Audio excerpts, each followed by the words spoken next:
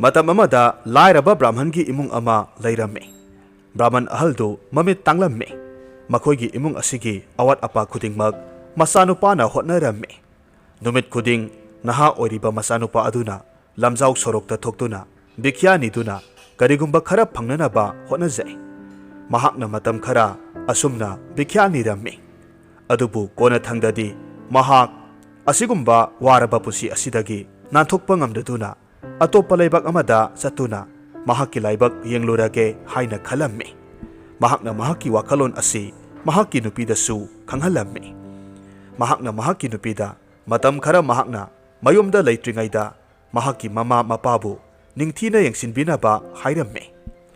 Masigi matung nongma ayuk amada Brahman naha adu khaw amada mahakki sana thaknanaba asa athak haptuna thoraklamme. Numit kayani khongna asum leptana laklamme. Mamai thangda makhoigi yumthangnaba sahar aduda thonglamme. Mafam aduda yamna sauraba lalonbagi dukan ama leiramme. Madugi manakta sangsinduna phamladuna bikhya hapinaba haijaramme. Matam aduda lalonba aduna nahak kadaidagi lakpano karigidamak mafam asida laklibano amadi nahakki zat karino haina hanglamme. Masida mahakna hairamme madudi mahak asi Brahman amani tongan tonganba mafamda chatuna bikhya niduna mahakki nupi amadi mahakki imung manung hingnanabagi lambi thijaribani haina hairamme. Brahman adugi maong aduda nungaitaba phauraduna lalonba nupa aduna Brahman adubu laibak adugi minungsi leiraba amadi thaujal hairaba ningthau adugi manakta chatnanaba PAOTAK piramme. Amaromda ningthau adusu saba loiba tangairiba mahakki sanagi konung adubu yangsinbinanaba Brahman ama thiramme. Amasung mahakna Brahman adubu uba matamda Brahmandu puksel sengba miyoi amani haibasi khangba matamda nungaijakhi. Masidagi ningthongna Brahman adubu laisangda thamlamme. Amasung mahakki awaman oina mahakbu tha khudingi seng kauta tara amasung LUPA lising ama pinanaba manaisingda yathang tawramme. Masigi matung tha ani haukraba phawba Brahman adugi mawa mapau takidrabada Brahman dugi loinabi Brahmani aduna mahakki mapuroibabu thiba thoraklamme. Numit kayani laklaba matungda mahak mapuroibana leiriba mafam aduda yauraklamme. Amasung mahakna taramme madudi nungti numit khudingi ayuk anganbada sanagi konung asida sanagi seljek ama ningthaugi mingda mafam aduda leiba sakniba ama hektada piramme. Mathangi ayukta mahak mafam aduda lakpa matamdadi mahakna mapuroibabu thengnaramme. Matam asida mapuroiba Brahman aduna hairamme. Nupi nahakti karigi mafam asida laklibano karigidamak nahakna aigi ima ipabu hundoklamduna mafam asida laklibano makhoina sauduna aihakpu sinanaba sap sonkrabadi kamdawni nahak khudak asida hankro aina yumda halakpa ngairamu. Brahmani na kumme nate sada thaktabadagi siragadaba mafam aduda ai amuk hanna hanba ngamlo yum aduda phau maru ama phauba leihaudrabani. Brahmanduna amuk hairamme. Hey sorry bungo phare nupi masi loksillo asi hairaga Brahman aduna se amada wahai khara iduna magi nupida sinaramme amasung piraklibा sedu ningthauda pirunaba hairamme aduga asumna hairamme. Nangna se iningthauda pirabadi iningthongna nahakbu soidanamakki LUPA LAKH ama pirakani. Asum tawna se adu nupi aduna puduna mayumda halaklamme. Se asida PAOTAK ahumkhak iramme. Ahanbada karigumba miyoi amana chathok chasen tawba matamda mahakna thungluriba mafamdu numidangi matamda thungba oirabadi mahakna thungliba mafam aduda sectionna leigadabani.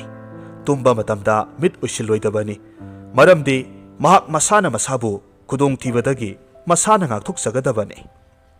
Anisubada karigumba nupa amana mahakki luhongkhrabi mase natraga masal nupi ama leirabadi aduga nupa aduna nunga yaifaba matamda masalgi manakta chatluba matamda masal aduna nupa adudagi phanglakpa yaba polamsing adugi khalaga mahakpu harau tayamna okpigani. Aduga karigumba mahakna yamna lairaba oiduna masal nupigi manakta laklabadi masal aduna mabungbu ubada harau tayam loi. Ahum subada karigumba miyoi amana thabak ama hekta tauba matamda mahak masamakna taugadabani amasung thauna laiba aki tujungba leitana hotnagadabani. Mayom yauruklaba matamda nupi aduna mahaki mapuroibaga unarakibagi wari pumnamak mapuroibana mahakidamak yamna mamal lairaba sedu pirakhiba hairibasing asi mama mapada tamlamme. Adubu masamak ningthaugi mamangda satpadi pamlamde. Maramaduna mahakna mahaki mari mata ama ningthaugi manakta tharamme. Ningthaugi manak yaurabada sedu ningthauda ulamme. Ningthauna se aduda iribasingdu paramme. Amadi ningthaudu yamna saukhiduna miyoi adu darbardagi khudak aduda tanthorklamme. Mathangi ayukta brahmangi nupi aduna sedu mahaki mari matadagi lauramme. Amasung mahakna sedu pairaduna paraga mayumlomda lambida asum laklamme. Matamasida lamdam madugi ningthau masanupa aduga thengnaramme. Ningthau masanupana brahmangi nupi aduda kari paribano haina hanglamme. Brahmangi nupi aduna paukhum pirakhi madudi mahakna paribasi yamna kanaraba pautak khara yauba se amani. Pautaksing asigidamak lupa lakh ama pami hairamme. Rajkumarna mahakna paribasedu ulaknanaba hairamme. Amasung Rajkumarna se aduda iribasing adu paraba matungda nupi aduda sel khara piramme. Lairabi brahmani aduna Rajkumarbu yamna thagatlamme. Rajkumarna piramba selsing aduna hairiba numit adumaktada sana thaknanaba potchai kaya marum laisinduna thamlamme. Asomda numidang waramgi matamda Rajkumar aduna mahakka thengnakiba nupi adugi maramda amadi se adugi pautak adugi maramda mapada hairamme. Tasengna mahakna thengnarakiba amadi tauriba asi mahakki mapana mahakpu thagatkani haina Rajkumarna khalamme.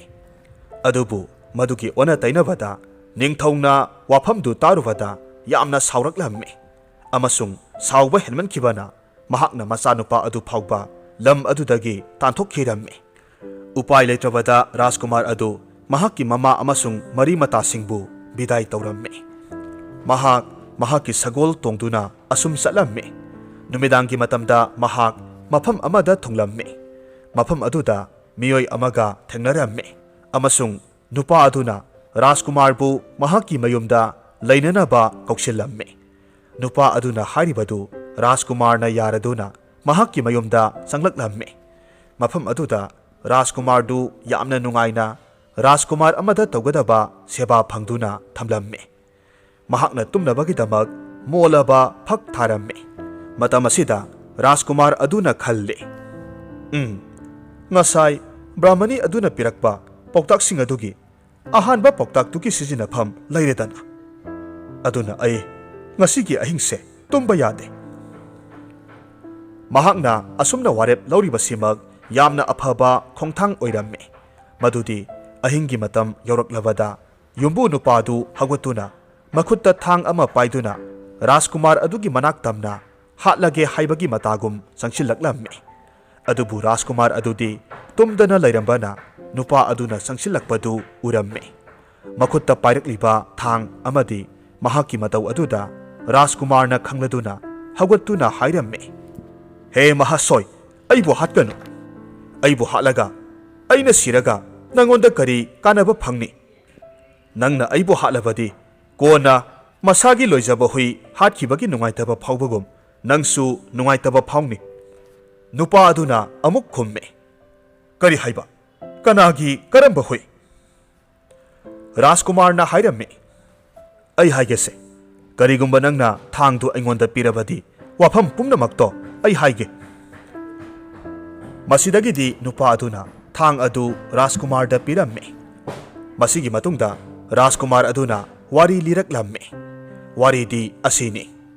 Thaina mamangaida yamna inakara khunba sel thum wataba lalonba nupa ama lairamme. Mahakki nungsijaraba hui ama mahakki mayomda loiramme. Mahak maraibak leitabana mahakki leijaramba maral mathum pumnamak mangkhiduna lairaba mi ama oiraklamme mahakna mahakki mamanaba lalonba amadagi mahakki huidu bandhan thamduna lupa lising mangagi selpham lawramme paisa adudagi magi puthariba lalon itikki thabaktu amuk paikhatpa hawramme masigi matung matam khara leiraga mamanaba lalonbagi dukandu huranba singna landaraktuna mapot maran pumnamak hukiramme mafam aduda lupa taragi mal phawba leihodana pumnamak puduna satkiramme adubu thajaraba hui adunadi thokliba huranbagi thodok adu loina khangladuna huraliba mi adugi matung lona inaramme huranba singna pot singdu lainungda phumduna thamlamba adu hui aduna lona uhoramme mathangi ayukta thokiba thodok adu khangnarakpa matamdadi mamanaba lalonba adu yamna mathwai waramme matam aduda asingba hui aduna thong lomda makhol hauna khongladuna lalonba adubu laklo haibagum khonglamme lalonba adugi furit masida siktuna singnanaba yamna kanna hotnajai kaina thangdadi mamanaba amana hairaklamme madudi hui asina hurankhiba posing adugi matangda karigumba khara khangba male aduna aikhoi mahaki matung insi lalonba aduna huidugi matung inaraga laklamme hui aduna huranba singna lolamliba potchai sing adugi manak tamna lalonba sing adubu puraklamme aduga phumjin khriba pot adugi manakta sangduna kanna khongduna mafam adu taklamme kona thangda hui aduna khongliba mafamdu tokthoktuna yenglobadadi mangkhraba potchai pumnamak sithadana leiramme matawasida lalonba nupadu yamna nungairamme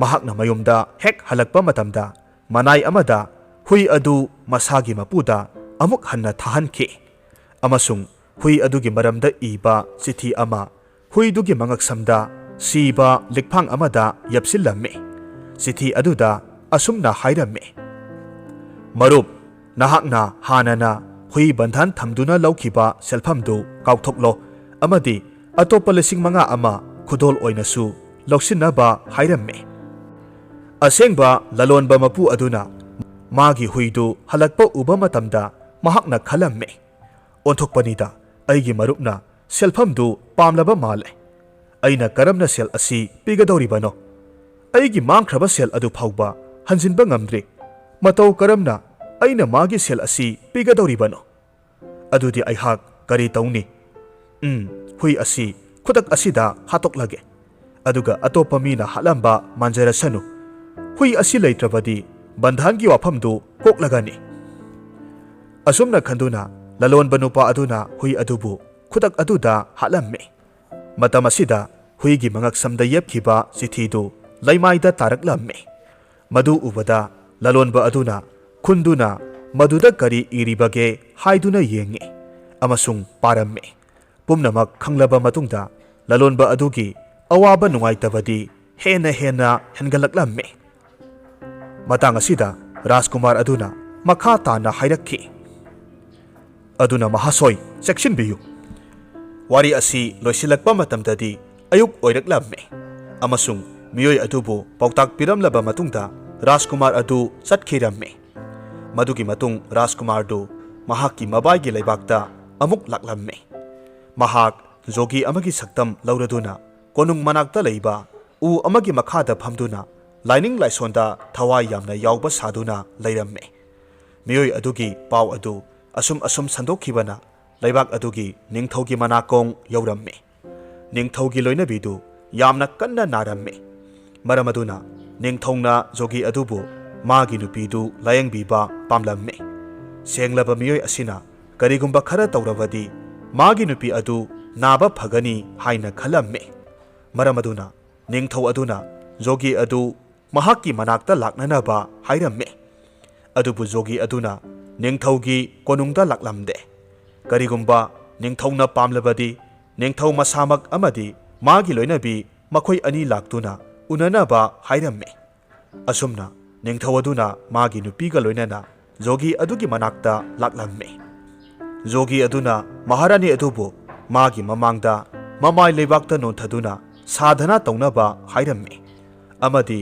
pung ahum lengdana sadhana tawhallamme matungda rani adu konungda halhankiramme numidang waramgi matamda konungda achauba thoduk ama thokhi maramdi rani adugi mahaki sanada thinba atangba nung ama mangkhiramme kana amatana masigi maramda khanglamde khara amana jogi gi manakta chattuna yenglamme amasung rani na sadhana tawkhiba mafam adugi leimai adumaktadagi nung adu phangba ngamkhi ningthongna pausi tabada yamna sauramme sauba henmankibana jogi adu phajinanaba yathang piramme adubu ningthongna hairakliba yathang adu ilamde maramdi jogi aduna ningthong manaising aduda sel piduna thadokkhiramme mahak leibak asidagi chatkhirammi aduga atopa leibak amada thunglamme matang asida mahakna khanglamme ani suba pautak asisu summi haina khankhi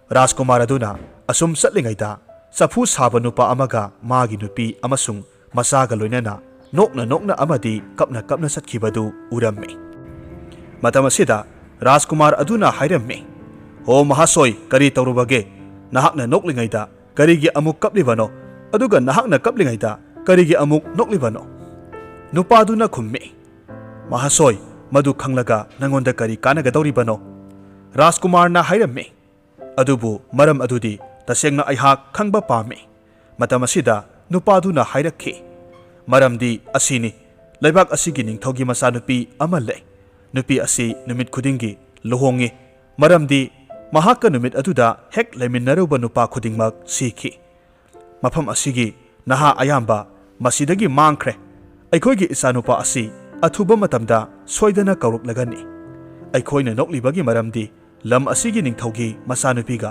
isanupaga luhonggadawre khanbadani adubu kaplibagi maramdi luhongba kanda sikhiba mayam adugi awaba thodoktu ningsinglubadani aikhoi hojik kaidogani haiba khangjilaktre Rajkumar na hairamme adubu hojikti makha tana kaplagano aina nakhoigi nasagi mahut sinduna lamdugi Rajkumariga luhonglage masigidamakta aingonda matik chaba potlam pibiyu amadi luhongba asigi sem sabiyu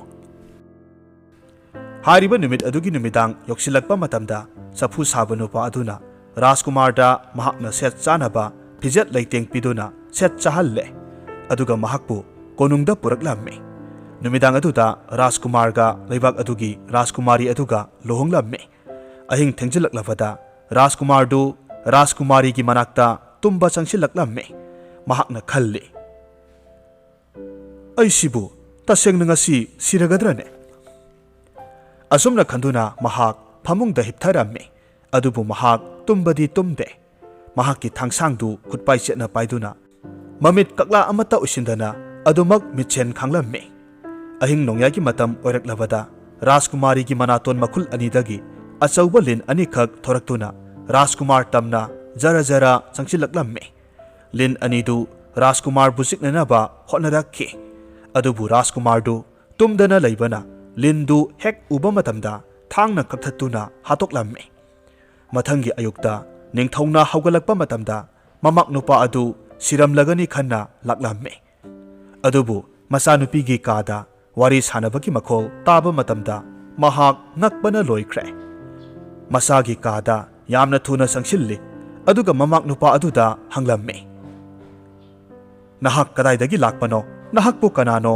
haina hangi matamasida Rajkumar na khummi he athauba ningthau aihaksi leibak kaya bujoi tauba ngamba ningthau amagi masanupani matungda Rajkumar na mahaki parisoi taklamme maku ningthaudu Rajkumar dugi wafam tabada yamna haraujaramme penman khaduna mahakna mamak nupa adubu mahakki hek mathangda leibak asibu ngakhaugadaba misak amani haina leibak miyamda lauthoklamme mafam asida Rajkumar du sahi amarom yamna nungaina leiramme olakpa sahida mahakna mahakki maramda satuna mapaning thaubu unazaruge haiduna maku ibungoda hairamme maku ningthaunasu masa mayagi sagol samu kaya amadi sel thum minai misal kaya marum pibirabada Rajkumar du mahakki loina biga loinana khongsanba haurakhe sagol samu amadi manai masal kaya ga loinana asum lakpa matamda mabai gi lamdam du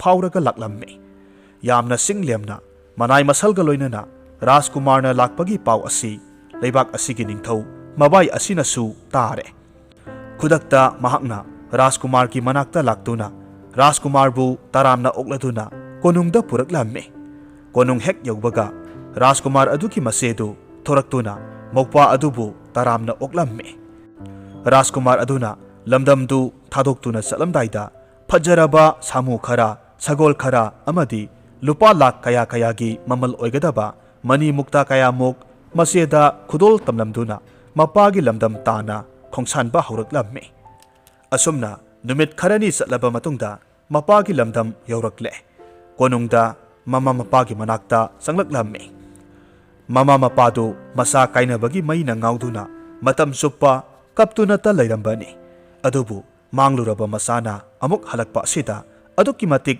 harauраmme mapaning thausu wakhal khantharuba tawdana masabu tanthukluba mahaki apangba wakhalni khanjaraklamme Rajkumar na haukiba thokiba wari pumnamak marik sumna mapaning thauda tamlamme amasung mahakna brahmani adudagi pautak adugi matengdagi thaudok kaya amadagi kanduna lakhiba adusu mapa ibungoda hairamme wafamdu tabada mapaning thaudu wakhal nungairamde haujikti mapaning thongna masagi asoiba khangjarabada masabu chatkraganu haina hairamme masigi matungda makhoi nunga yaifana pankiramme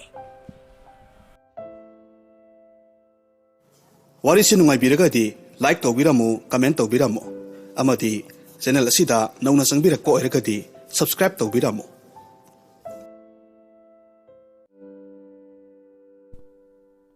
hojik amuk taminarasi khamti gi phunga wari binai oiraga mathau masak khanglakpa thaina mamangaida khungang amada warem tangangduna matam lenba naha pakhang mari khak lirammi khunduda yumdon pok oina kana laijidraba miyai chalaba nupa amasu lerami magida nongmata kangdana naha singdu laklaga warem ngangduna matam lele makhoigi matawduda nupa dusu sufam nongpham khanglamde nongma nupa duna naha mari duda asumna hairakhi naha sing aikhoi wari amamam linasi liga doriba wari si achumba natte oidaba ngakni hek haiba matamda liriba nupa dugi mayumda chahi ahum minai oina leiba nakhoi yarabra asumna hanglakpa matamda pakhang mari duna yai haina khummi maduda nupa duna adudi mayam yanarabanina hayengdagi hekta liba horasiko asumna nasigidi nayumda hallo haina halankre mathangi numitta ningtham thaga oibanina sangoida mai hogatlaga naha pakhang mari duga nupa duga punna koirok koina phamnaga wari libasi kanana hana hogani haina hanglakpa matamda makhoi mari gi manungdagi amana ai hana horage hairamlaga maida makhubak anidu ngahak sahalaga wari liba horakhi ai pokpa tha anitang pharingai matamda nongma hameng amakhak aina ui hameng duna kwa chaning manbadagi kwa pambida maton yongna kakhatlaga kwa du mabuk thanna charaga makhada amuk makokna yungna kwa pambidagi kumtharakhi asumna wari liriba nupaduna nakhoi thajabra haina hanglakpa matamda tariba mayamduna thajai haina khummi mathangda pakhang amamuk singdu insilaga wari liba hor'i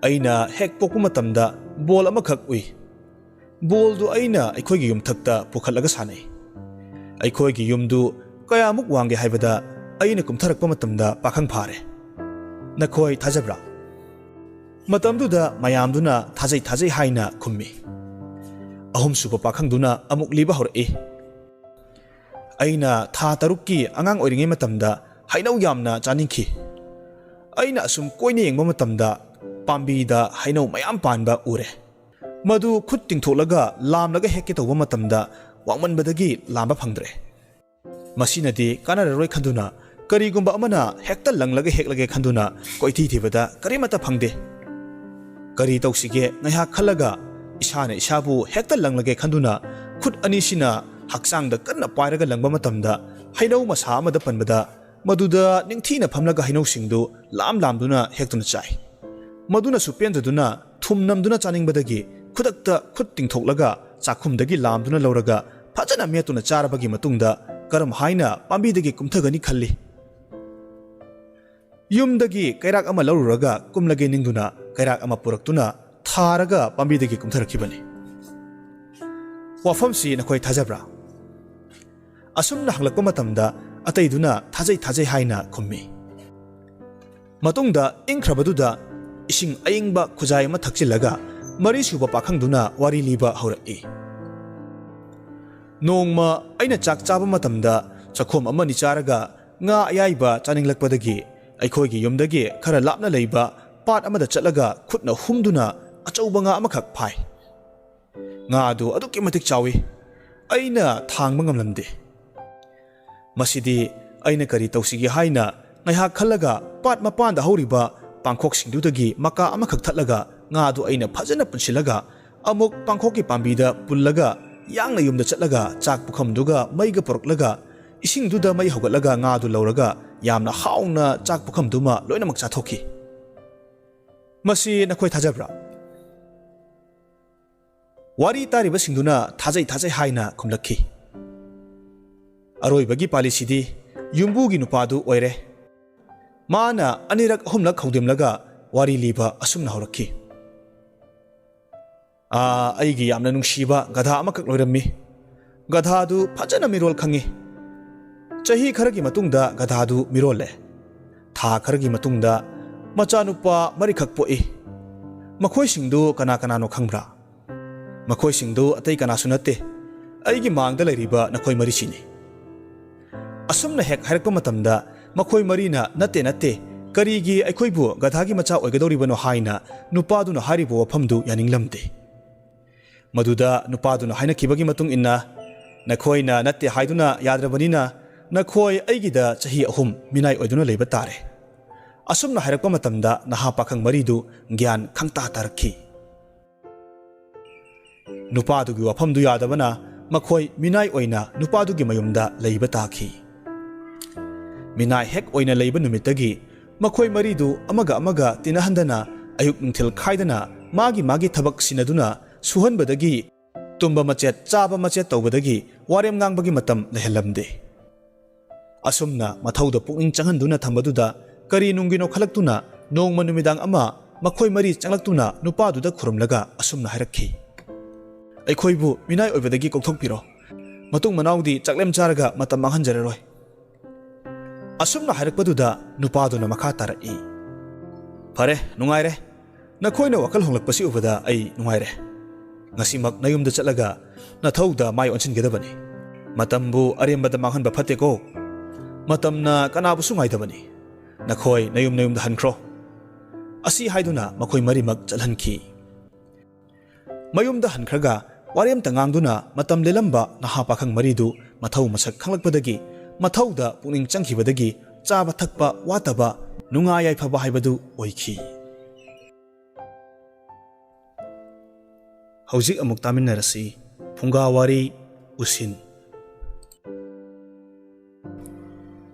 Mamangaida miyamgidamak punsi kathokpakidaba yamna khutkan panganba ningthau amakhak lerami. Ningthausi marakta achamba pijol setlaga sagol tonglaga leibaki maikei khudingmak thungna miyamgi awa na hek lona yengsilli. Nongmadi ningthauduna asum chatpa matamda nupa amana nupi amabu makhut pulaga phuduna leramba ure. Madu uba matamda ningthauna manak changsillaga hangi. Karigino nangna nupibu asumna phuribasi. Nupisi nangi nupira. Matamduda phuriba nupaduna khumlai. Natte masi laumi amagi nupini. Aingondagi sel pukhibani. Ngasi si singlakani harambani. Adubu magi nupadudi kadaidano mafam khangdana lotkre. Maga aiga hainakibagi matung inna mathoi phukatpa ngamdrabadi magi nupida aina ngamjabi thaduna chaina kunmangarak phuba yanakhi. Hauzik phuribasi taradamak suri. Tara manga watli. Nangbu kadaidagi laklibano. Masigi maramda amuk hana hanglaklagano. Asumna khara saurapna hairakpa matamda ningthauna ingna khummi. Aibudi chitkhagene. ꯑꯗꯨꯕꯨ ꯃꯄꯨꯔꯣꯏꯕꯅ ꯄꯨꯈꯤꯕ ꯁꯦꯜꯗꯨ ꯁꯤꯡꯕ ꯉꯝꯗ꯭ꯔꯒ ꯃꯥꯒꯤ ꯅꯨꯄꯤꯗ ꯇꯥꯏꯅꯕꯗꯤ ꯌꯥꯝꯅ ꯂꯥꯜꯂꯤ꯫ ꯃꯇꯝꯗꯨꯗ ꯅꯨꯄꯥꯗꯨꯅ ꯎꯁꯤꯠ ꯊꯑꯣꯏꯗꯅ ꯀꯔꯦꯝ ꯀꯊꯥꯏꯅꯅ ꯅꯣꯛꯂꯒ ꯍꯥꯏꯔꯛꯏ, ꯃꯁꯤꯗꯤ ꯑꯩꯈꯣꯏꯅ ꯍꯥꯏꯅꯈꯤꯕꯒꯤ ꯋꯥ ꯂꯩꯗꯨꯅ ꯐꯨꯔꯤꯕꯅꯤ꯫ ꯅꯤꯡꯊꯧꯅ ꯑꯃꯨꯛ ꯍꯥꯏꯔꯛꯏ, ꯐꯔꯦꯅꯦ, ꯅꯪꯒꯤ ꯁꯦꯜꯐꯝꯗꯨ ꯀꯅꯥꯒꯨꯝꯕ ꯑꯃꯅ ꯁꯤꯡꯂꯕꯗꯤ ꯅꯨꯄꯤꯁꯤ ꯊꯥꯗꯣꯛꯈꯤꯗ꯭ꯔꯥ?